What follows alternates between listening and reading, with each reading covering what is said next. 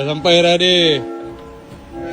Assalamualaikum. Salam. Jom tunjuk gerak-gerak. Macam ni, sihat Aku Alhamdulillah sihat. Setakat ni tak ada lagi aku pinjam-pinjam duit Along ke duit member ke. Kau tengok sekejap set mirror belakang tu.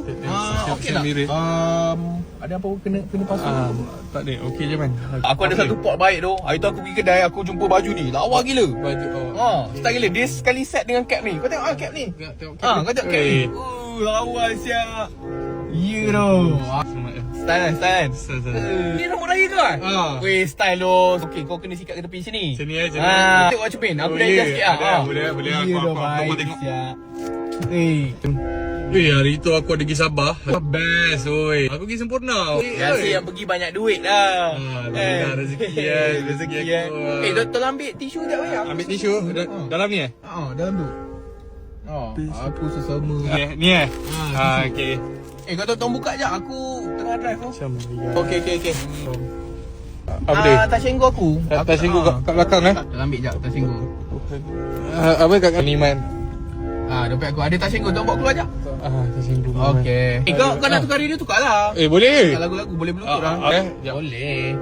Bluetooth je lagu. Kau nak bluetooth apa-apa. Ni stiker-stiker ni untuk apa man? Anak-anak aku lah ni. Man, aku sebenarnya aku ada hal kat rumah ni man. Aku rasa tak jadi lepak man. Dia bagi Nanti pilih-pilih Roger lah kalau nak lepak. Nanti apa-apa aku update Nanti apa-apa Roger. Aduh man, aku pintu tak boleh buka lah man. Pintu tak boleh buka lah. Tengok boleh buka. Boleh man.